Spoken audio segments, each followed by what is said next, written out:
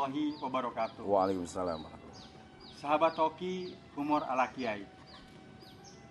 Kadangkala Mang Oot suka hanjakal gitu ya. Kenapa dulu tidak mondok gitu. Setelah sekian lama saya mengenal beliau, Kang Maman, saya suka diajak ke beberapa pondok. Ketika melihat suasana pondok, suka senang teh Mang Oot mah. Apalagi kalau lihat wajah kiainya adem gitu ya. Artinya teh berwibawa, nyaman gitu teh. Mang Oot mah suka kabita. Kenapa dulu Mang Oot tidak mondok dan akhirnya jadi kiai? Nah, Kang, Mang Oot mau nanya, bagaimana sih yang namanya kiai ulama di pondok itu? Karismanya itu nampak, kelihatan, muncul seperti itu, Kang. Sejuk teh gitu, Kang. Sejuk. Mang Oot suka ingin jadi kiai gitu kalau udah melihat seperti itu. Bagaimana nih menurut Kang Maman nih? Iya, terima kasih Mang Oot. Sahabat Toki, Assalamualaikum warahmatullahi wabarakatuh. Alhamdulillah wassalatu wassalamu ala Rasulillah wa alihi washabbihi wa mawala amma ba'd.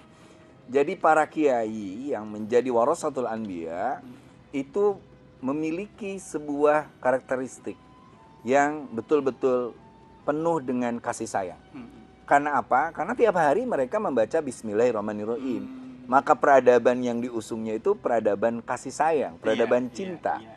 Maka melihat umat kayak kita, para kiai di pesantren itu betul-betul yang zuruna bi'ainir rahmah. Melihat dengan pandangan kasih sayang. Tidak suuzon, tidak mencaci maki, tidak membuli. Nah, yang kedua, yang diikuti oleh para kiai itu adalah Rasulullah. Rasulullah itu dikenal banget. Dalam Al-Quran disebutkan bahwa Rasul adalah laqad ja'akum rasulun min anfusikum azizun 'alaihi ma anittum harisun 'alaikum bil mu'minina raufur rahim. Satu-satunya kalimat rahim yang disematkan kepada manusia, bukan hanya kepada Allah, adalah kepada Rasulullah. Karena Rasulullah itu penuh kasih, penuh sayang. Nah, ada orang Baduy kencing di masjid, semua marah. Rasulullah mengatakan biarkan. Kenapa?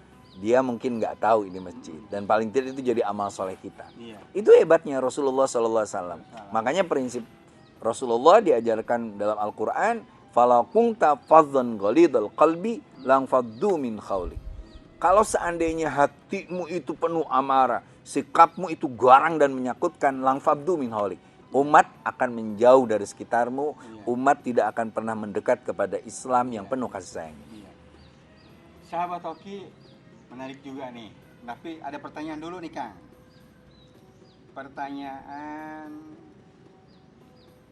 datangnya dari @Daniel Wahid. Pertanyaannya, Kang, bagaimana dengan orang yang kita sebut kadangkala kiai ulama, tapi karakternya menakutkan, Kang, bukan memberikan kesejukan gitu ya, mus-mus gitu ya, apa ya kalau kata bahasa Indonesianya, langsung bidah, tidak boleh, dilarang, tidak syar'i katanya gitu. Itu bagaimana kalau seperti itu Kang? Sebenarnya gini, karakter itu boleh ya, ada orang yang bersikap lembut, seperti Sayyidina Abu Bakar, Sayyidina Utsman. Ada yang bersikap tegas, keras, seperti Sayyidina Umar.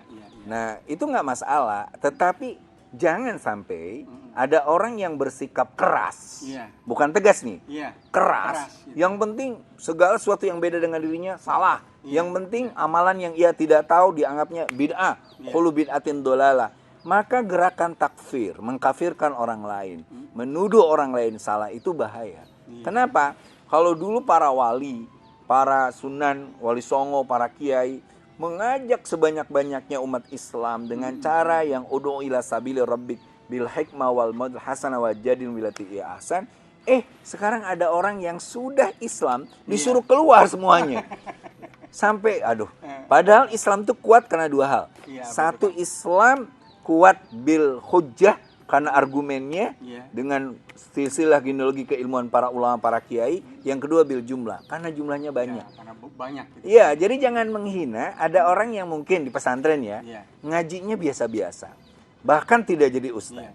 Tetapi dibayangkan, dia datang ke pesantren ini, dia bilang, Amaman, alhamdulillah saya sudah kerja di galangan kapal. Oh iya? Keren juga kan? Walaupun dia tidak jadi kiai, tidak jadi ustaz. Terus, ini saya mau cerita aja. pas di kapal itu ternyata yang punya kapal tidak membolehkan kami sholat Jumat. Digebrak ku saya teh, eta nu boga kapal. Weh, tolong pakai untuk Jumatan. Iya. Akhirnya orang bisa Jumatan. Saya bilang, mana Jumatan tuh? Jumatan enggak? Enggak. Nah, walaupun dia kadar imannya segitu, tapi paling tidak giroh Betul. keagamaannya kuat. Gitu kan?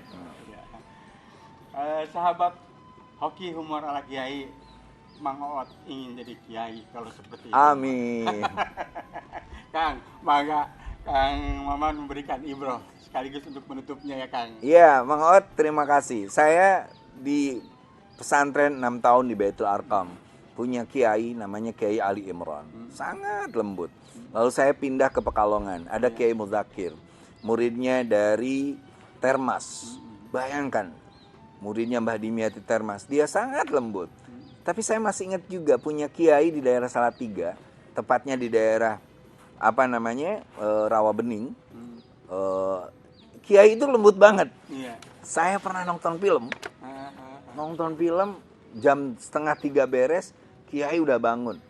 Tiba-tiba kita lewat, dia bilang, sampun hatam toman. Maksudnya sampun hatam Quran, saya sampun hatam film India. Aduh, saya bilang ke teman saya, ini pasti diusir. Besoknya subuh nggak ada pengumuman, duhur nggak pengumuman, asar nggak pengumuman. Saya bilang alhamdulillah nggak diusir. Tapi asar kiai bilang, Man, Sub, Faru Rozi, teman saya itu dua-duanya, tolong bersihkan tempat sujud masjid. Dibersihkan tempat sujud, ternyata di tempat sujud beliau ada kertas.